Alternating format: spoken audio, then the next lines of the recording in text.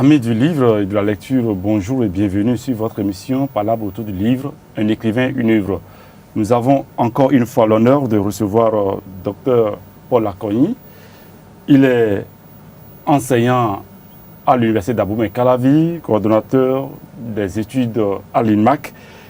Nous rappelons qu'il a eu à publier en 2009 Morticide chez Edilivre, La silhouette de la nuit chez Edilivre en 2010 et là-bas Les adversaires du temps, Paris 2011. Je rappelle que c'est un roman. Alors aujourd'hui, nous allons le provoquer sur sa thèse de doctorat dont le titre est Pratique sociale, rituels et événements festifs au Bénin, de la patrimonialisation au développement du territoire. Paul Akogny, bonjour. Bonjour. Et merci de répondre présent à notre invitation. René, bonjour. Bonjour Robert. Bonjour docteur. Bonjour madame. Nous voici à nouveau avec docteur Paul Akogny. Oui. Et il a eu à soutenir sa thèse en 2011. C'est bien ça, hein? 15. En 2015 Oui. à Paris. Alors, pourquoi ce sujet? Pratique sociale, rituels et événements festifs au Bénin, de la patrimonialisation au développement du territoire. Docteur. Merci beaucoup, merci bien. Ce sujet est juste parce que je suis toujours resté dans la quête du savoir. Oui. Vous savez, jusqu'en 2011, Oui. j'étais purement dans la pratique de la chose patrimoniale. Oui. Et avec ce que j'ai essayé d'emmagasiner comme expérience, Oui. à un moment donné, je me suis dit, mais pourquoi ne pas aller au-delà donc de la simple pratique du Oui. patrimoine? C'est ça. Donc pourquoi ne pas mettre en place tout un programme de recherche afin de mieux m'informer sur les différents contours de ce que c'est que le patrimoine, Oui. surtout que mon pays, le Bénin, reste encore assez vierge, assez éloigné des grandes préoccupations en matière de patrimoine culturel.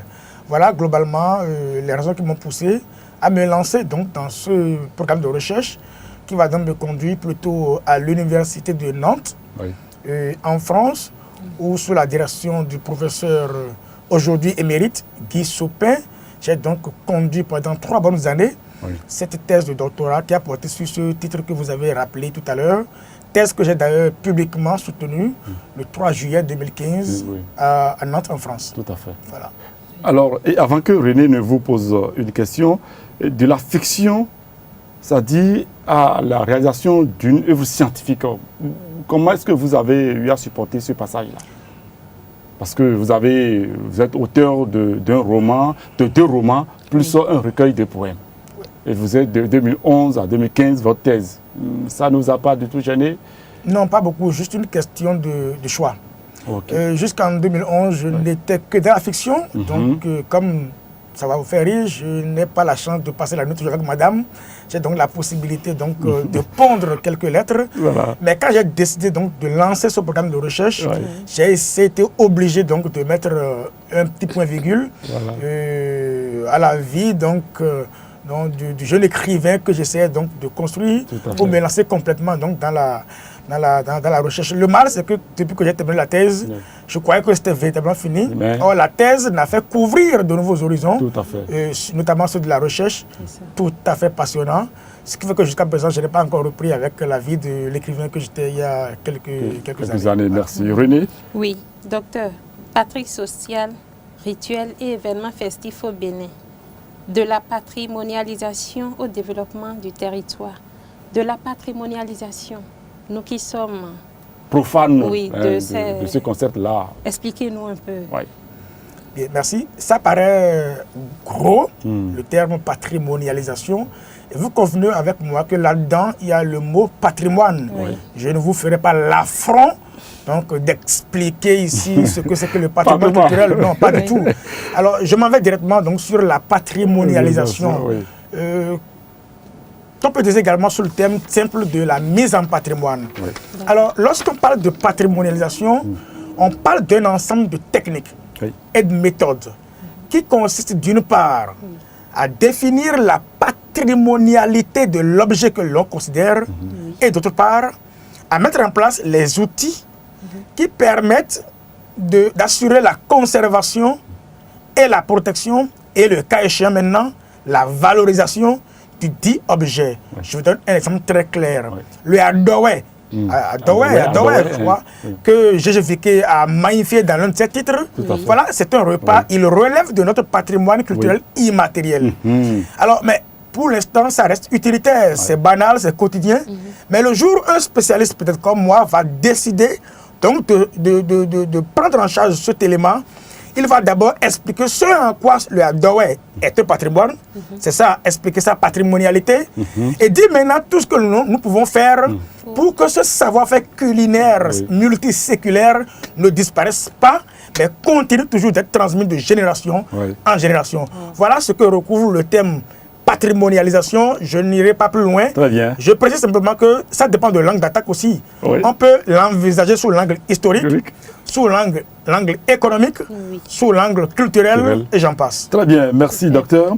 De la patrimonialisation, pourquoi c'est lié aux pratiques sociales, rituels, événements festifs au Bénin?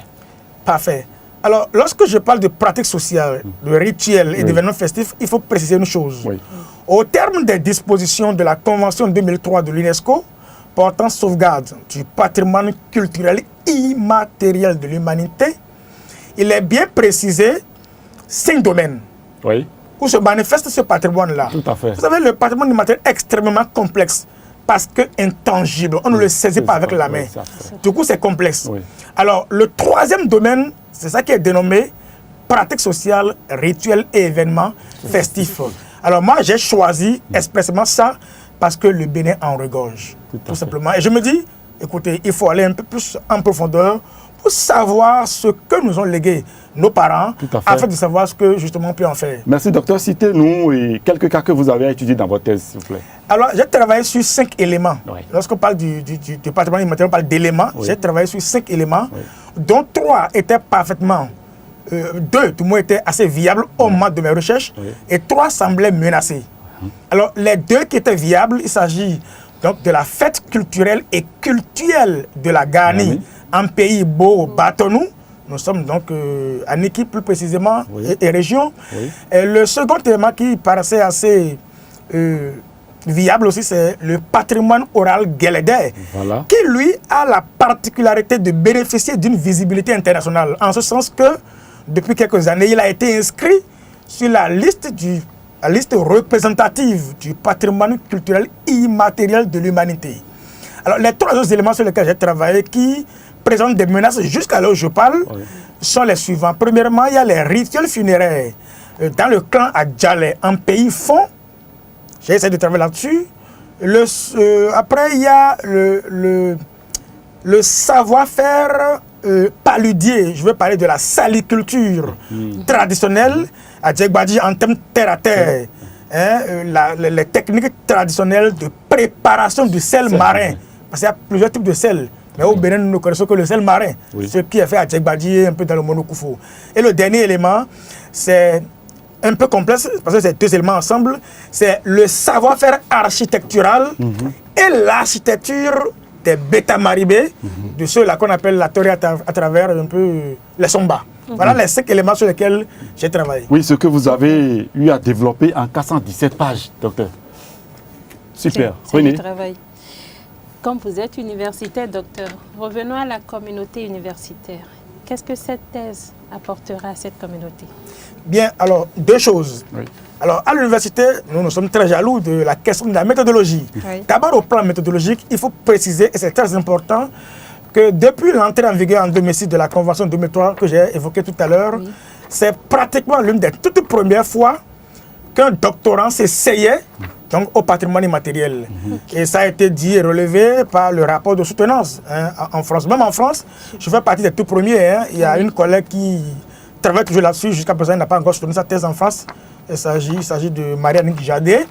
Alors, au plan méthodologique, ça nous permet de voir ici par quelle technique l'on peut essayer d'approcher ce patrimoine qui est aussi complexe parce que tout simplement intangible. Et là, la particularité, c'est que j'ai accordé beaucoup d'intérêt aux sources orales. Voilà. La convention est claire. Le premier acteur de sauvegarde du patrimoine immatériel, ce sont les détenteurs eux-mêmes. Donc, il faut mettre beaucoup d'énergie avec soi pour aller au contact de ces populations afin de les écouter et surtout d'avoir une posture à la fois participante et non participante. J'explique. Participante parce que précédemment, je travaillais au ministère de la Culture. Oui. Donc, je suis déjà un acteur du haut. Du coup, aller approcher ces éléments, vous avez une position un peu biaisée. Oui. Mais posture non participante parce que je me dépouille de ma posture de fonctionnaire de l'État. Vous comprenez? Oui. Pour revêtir donc de la veste de scientifique, de chercheur, pour donc approcher ces éléments-là. Donc, au plan scientifique, il faut avouer que c'est assez novateur.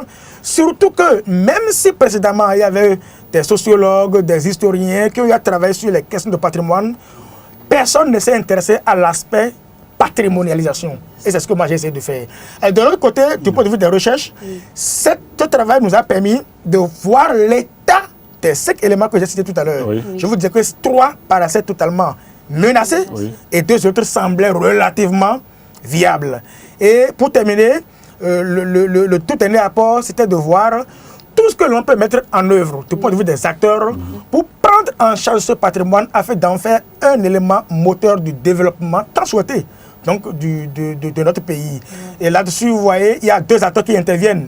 Il y a les acteurs qui interviennent du haut, c'est-à-dire l'État, les collectivités locales, le rôle qu'ils sont appelés donc, à jouer. Ce rôle a été décliné de long en large à travers cette thèse.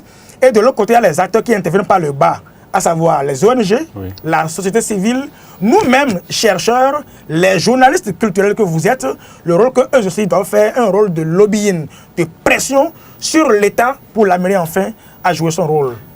Docteur Paul Akoyi, et moi je confesse que vous avez eu à faire un travail formidable, d'abord soutenu publiquement et salué donc par les éminents jurys, c'est ça ce qu'on dit, non? Membre du jury, merci. Et je ne travaille qu'au secret en disant que ça a reçu la mention très honorable avec félicitations du jury. Tout à fait. Et vous avez eu à diriger la réhabilitation des palais royaux du Bénin. Absolument. D'accord. Si aujourd'hui, en ce temps, vous étiez en train de préparer votre thèse, je crois bien, pendant que vous étiez au ministère de la Culture. Absolument. Oui, si vous devez reprendre ce travail-là aujourd'hui, comment le feriez-vous? Le travail de coordonnateur de projet, voilà. Je le ferai de la même manière puisque j'ai quand même préparé un bon master, je pense, ce n'est pas de la prétention. Rappelez-nous encore même le sujet, c'est du Panthéon. J'avais travaillé sur la panthéonisation des grandes figures politiques du Bénin. Super. Voilà, donc je le ferai de la même façon parce que quand même j'ai fait une université de renom et je ne me fais pas un honneur particulier en disant que je suis sorti major de cette formation-là. Alors du coup, je le ferai de la même façon. Sauf que devenu spécialiste très pointu de l'immatériel, j'accorderai un petit plus à l'immatériel parce que vous savez, comme le dit mon professeur Laurier Turgeon, derrière le lieu, il y a l'esprit du lieu. Tout à fait. Voilà. Oui, c'est toute une vie. Alors, non, écoutez, hein, que vous soyez major et que cela soit dit, je crois que c'est normal parce qu'il faut faire reconnaître les valeurs. Alors, vous êtes aujourd'hui à l'université. Pour en arriver là, c'est de la passion. Un conseil pour tous ceux-là qui aspirent un jour à soutenir leur thèse. Une collègue a coutume de dire que tout ce que l'on fait avec passion réussit toujours. J'ai la passion de la chose. Vous savez, au départ, j'étais archiviste. Tout à fait. J'étais dans le patrimoine depuis très longtemps avant de connaître la belle terre d'Alexandrie en Égypte. Alors, un conseil, soyez curieux. Très bien. Curieux parce que c'est la seule chose qui est impérissable. Vous pouvez être très beau, comme madame. Merci. Très brillant comme monsieur Asdé. Merci. Vous pouvez avoir de l'argent comme des gens que je n'aimerais pas citer ici. Mais une seule chose fera la différence. La petite chose que vous avez dans votre tête, vous comprenez, je ne me vêtis pas particulièrement, mais j'essaie d'être propre. Tout à fait. Et dans ma propreté, j'essaie de dire ce que je pense et je cherche toujours à découvrir auprès de tous ceux-là qui nous entourent. Et je crois que ceux qui vont essayer de mieux découvrir leur patrimoine pourront retrouver enfin leur identité perdue dans le Coca-Cola, dans le blue jean, dans la super langue anglaise, au détriment du Fongbe, du Yoruba, du Idacha, etc., du Tchukutu, du Tchakpalo, du Adowe, du Abobo Zankuti. Je vous remercie. L'Institut national des métiers d'art, d'archéologie de la culture vous a aujourd'hui comme partenaire. Je crois que c'est déjà très bien. Vous apportez votre apport au développement donc, de ce pays. Docteur Paul Akoyi, merci infiniment. René, merci. Merci à toute équipe de la réalisation. Ce sera donc tout pour cette petite causerie autour donc, de pratiques sociales, rituels et événements festifs au Bénin, cadre de la patrimonialisation au développement du territoire du docteur Paul Akoyi. Bonsoir chez vous.